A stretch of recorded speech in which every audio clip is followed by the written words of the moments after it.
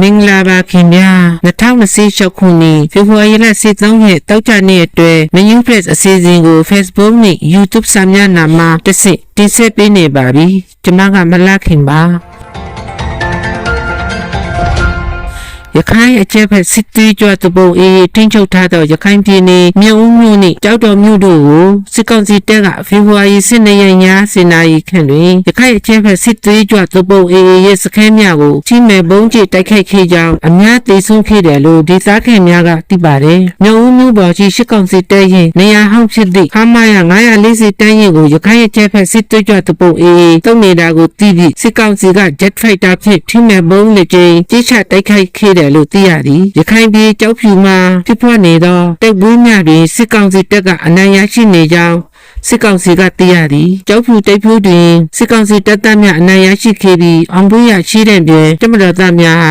ရန်ကုန်တိုင်းစစ်ဌာနချုပ်တိုင်းမှုဌာနဆိုင်ရာဝန်ထမ်းများနှင့်ပြည်သူများမှတောင်းဆိုကြပြကြိုးဆိုကုန်ဖြူခေကြောင်းသိရပါသည်ရခိုင်ပြည်နယ်ဘူးသီးတောင်မြို့အကြီးဆိုင်တဲရင်မြတ်မှတဲရင်မြို့အစင်းနှင့်ဒုတိယဗိုလ်မှူးကြီးအစင်းရှိသုံးဦးကိုစစ်ကောင်စီကကြီးလေသောပြစ်ဒဏ်ချမှတ်လိုက်ပြီးဒုကိုတည်တံချမှတ်လိုက်ကြောင်းသိရသည်ရခိုင်အကျက်ဖက်စစ်သွေးကြွသူပုံ ULAA ဖက်မှလူအခွင့်အရေးချိုးဖောက်ခြင်းသို့မဟုတ်စီရဇဝဲမှုကျူးလွန်ခြင်းကို ICJ ကမိတို့အရေးယူတွမည်ကို Genocide မှာလွဲမြောက်လာသူများကစောင့်နေတယ်လို့ Mayu Press ကိုပြောပါတယ်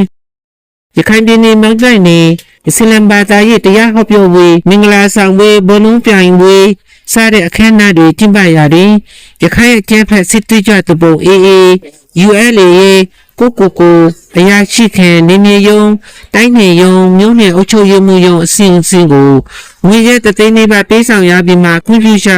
ပြယူရတယ်လို့ဒေသခံတွေကဆိုကြပါတယ်။ Mayu Press မြန်မာဘက်အစီအစဉ်များကိုနေ့စဉ်ကြည့်ရှုအားပေးကြသည့်အတွက်အထူးကျေးဇူးတင်ရှိပါသည်။ Mayu Press ပေးစက်များနှင့်တကွ